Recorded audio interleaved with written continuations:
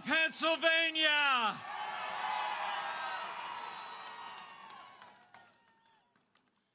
The Trump State Chair, Bernie Comfort. All my fellow Americans from near and far, it is great to be back in the Keystone State. Just 17 days away from a great victory all across Pennsylvania and all across America.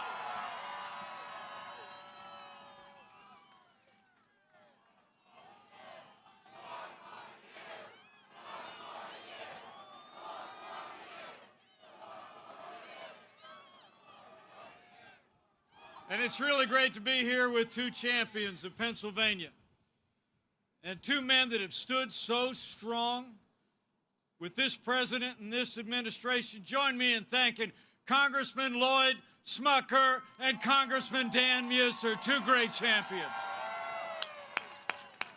Great. It is great to be here with so many friends. It really is. And speaking of friends of mine, I just hung up the phone from another friend of mine. I told him I just landed in Reading, Pennsylvania, and I think he sounded just a little bit jealous. So allow me to bring greetings from a man who loves the state of Pennsylvania and has been fighting to keep the promises he made to the Keystone State. I bring greetings from the 45th President of the United States of America, President Donald Trump.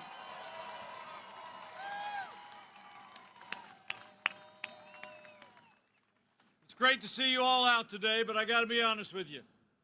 I'm here for one reason and one reason only, and that is that Pennsylvania and America need 4 more years of President Donald Trump in the White House. It's on, everybody, and the road to victory runs right through Pennsylvania.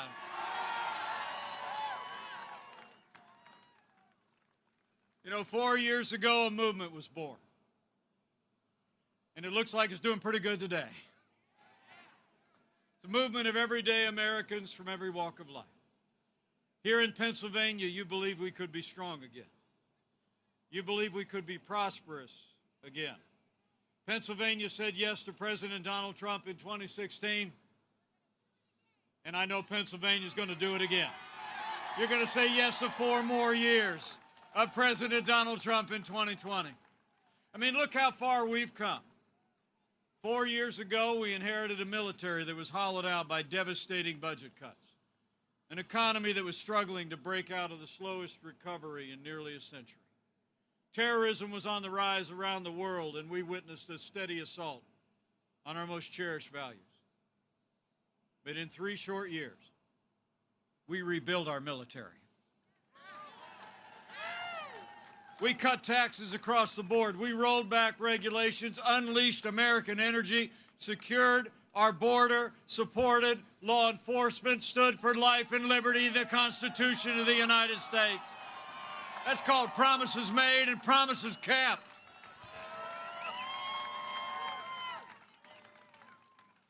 You know, it really is amazing. You think about our national defense. The first priority of our federal government provide for the common defense. When Joe Biden was vice president, we saw years of reckless budget cuts to our military. President Donald Trump, he's actually signed the largest investment in our national defense since the days of Ronald Reagan.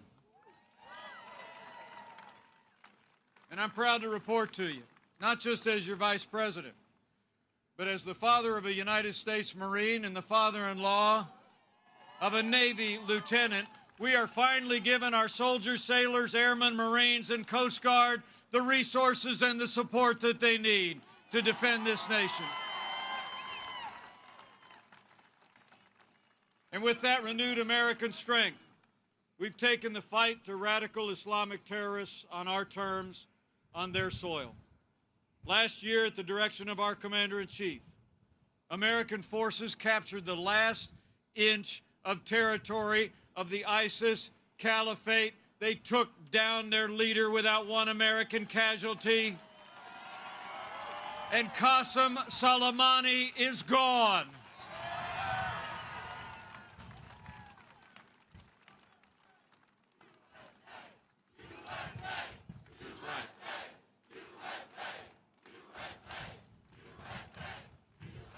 So we rebuilt our military.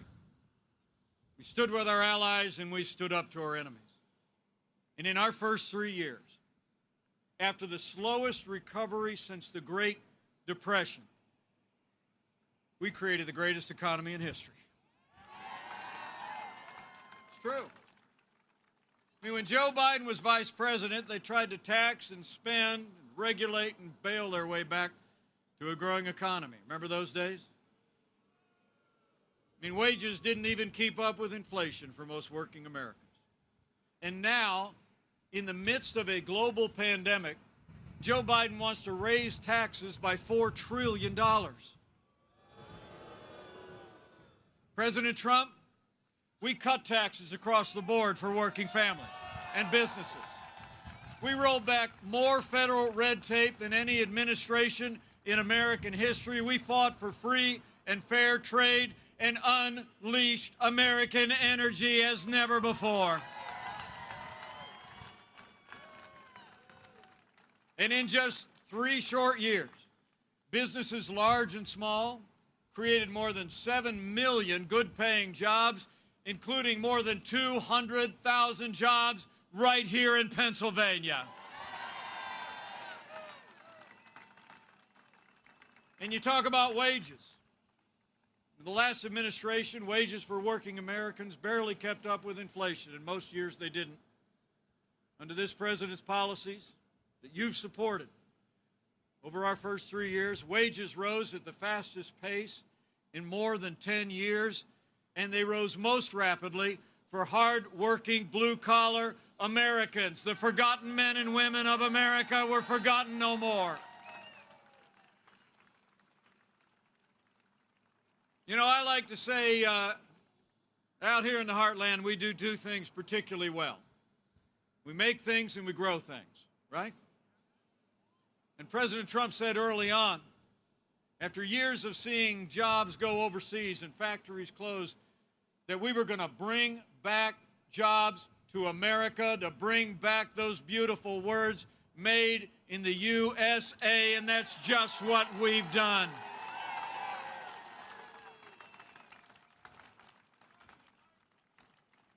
In the center of that was fighting for American jobs and American workers when it came to trade.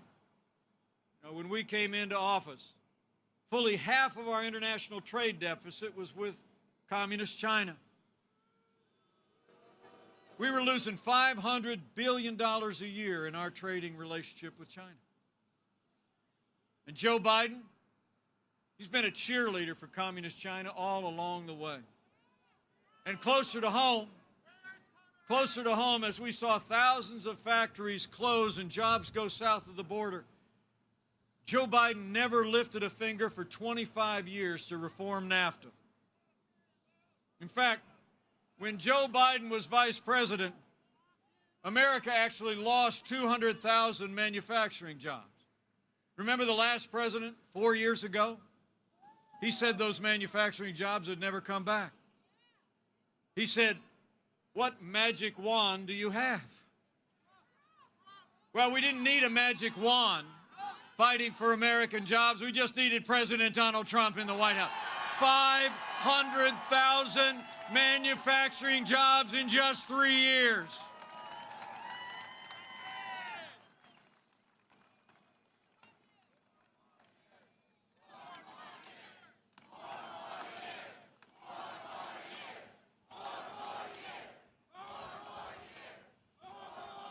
And it hasn't just been about less taxes, less regulation, and fighting for free and fair trade.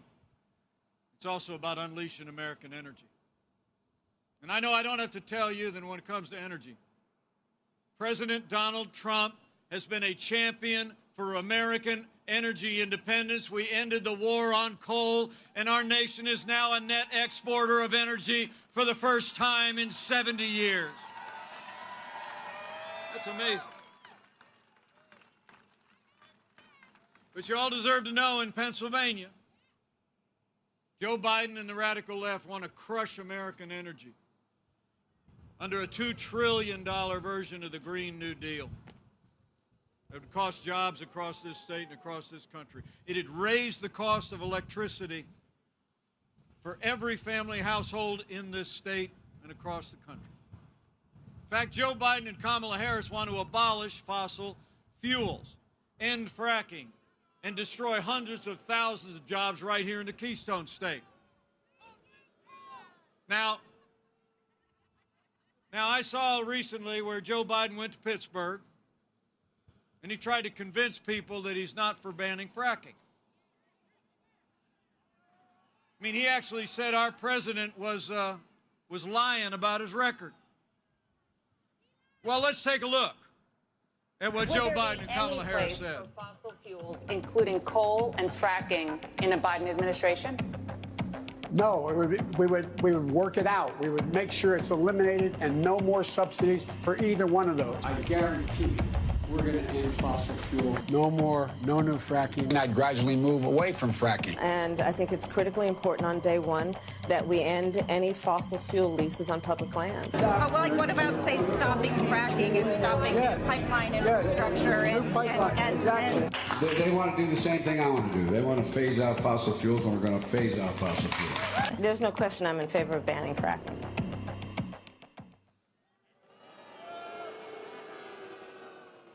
You know, President Trump said a couple days ago, when a typical politician says the first time around is usually the truth. I mean, now Joe Biden and Kamala Harris are saying, who are you going to believe, me or your own eyes? So no matter what Joe Biden and Kamala Harris are saying right now, you can take it to the bank. Joe Biden and the radical left are going to abolish fossil fuels and ban fracking, but we are not going to let it happen.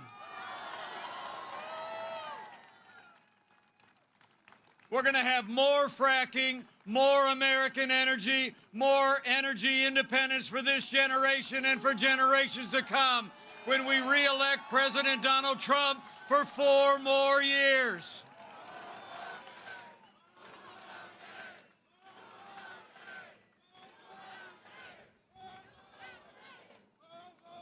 Men and women of Pennsylvania, we have a choice to make.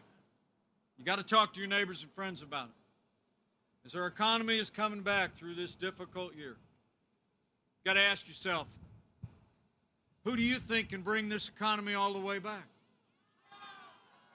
A career politician who spent 47 years in Washington, D.C., raising taxes, stifling our economy under regulations and economic surrender, or a proven job creator in President Donald Trump, who created 7 million good-paying jobs, is going to do it again for 4 more years.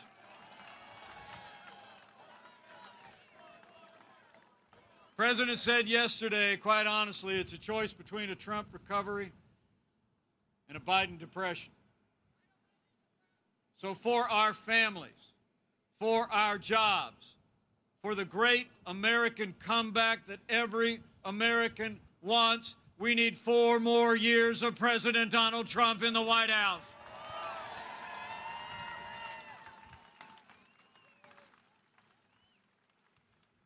So we stood for our national security. We stood and fought for prosperity, American energy independence, and American workers. And President Donald Trump every day has stood strong for the rule of law for every American.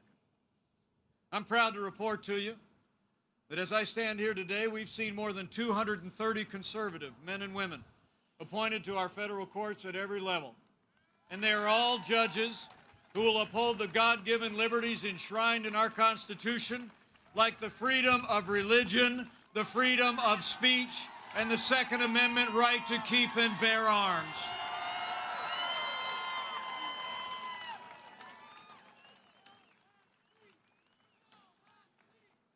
Now, last month we rightly paused as a nation to honor the life and service of Justice Ruth Bader Ginsburg.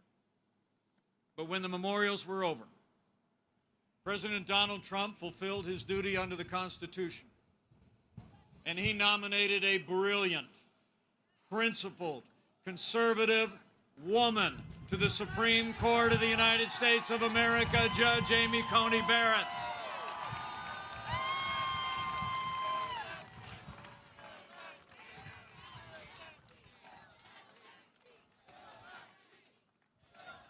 Oh, we're going to fill it.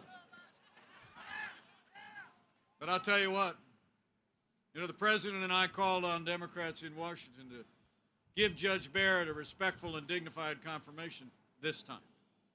But we have reason to be concerned. I mean, you all may remember, during her last confirmation for the Court of Appeals 2 years ago, the Democrat chairman, or Democrat leader on the Judiciary Committee, Senator Dianne Feinstein, said she was concerned about the fact that Judge Barrett's Catholic faith, quote, lived loudly in her. She said that dogma lives loudly within you.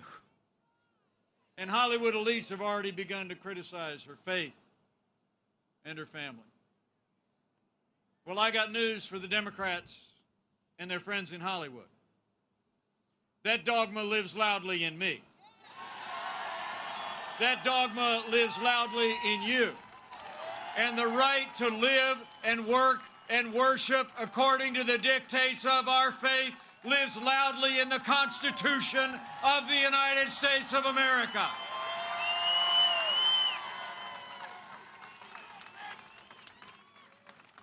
So the Senate's got a job to do. And after they discharge their duty to advise and consent, I'll make your prediction. Judge Amy Coney Barrett is going to be Justice Amy Coney Barrett. We're going to fill that seat.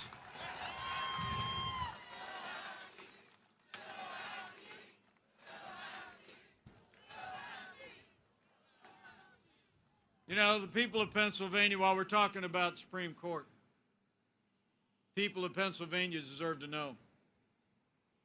After 150 years, with 9 seats on the Supreme Court of the United States, leading Democrats in Washington are talking about packing the court. Thursday night in that softball town hall meeting that Joe Biden did. I mean, those weren't softballs, those were beach balls. While the president was taking fastballs on NBC and hitting every one of them out of the park. All right? Anyway, Joe Biden the other night, he actually said, quote, I'm open to considering packing the court after the Senate gets done voting on Judge Barrett. Kamala Harris, when she was running in the Democrat primaries, said she was, quote, absolutely open to packing the court with more seats and more liberal judges, even though she refused to answer that question in our debate.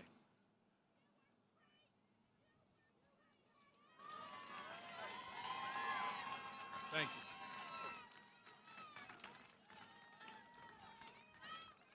Now Joe Biden says he's going to tell the American people what he'll do after Judge Barrett is confirmed in a week or so, even though millions of Americans are voting right now. Well, come on, man. The American people deserve a straight answer, Joe. When you're running for the highest office in the land, the American people deserve to know if you're going to respect the highest court in the land. But we all know what's going on here, don't we? I mean, I was born in the morning, but not yesterday morning. I mean, they're not answering the question because we already know the answer. Joe Biden, Kamala Harris, and the Democrats are going to pack the court with liberal activist judges if they win this election. But we're not going to let it happen. We're going to re-elect a Republican majority in the Senate, and we're going to re-elect President Donald Trump for 4 more years.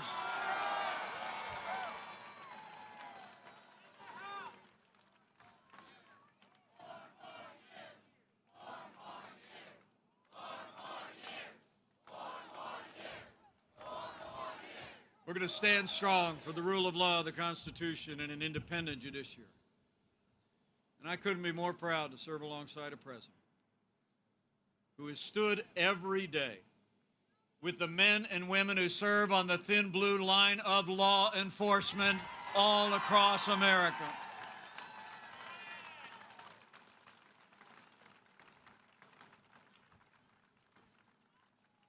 You know, when I was growing up, we'd go up to Chicago from that small town I grew up in and visit my folks' parents.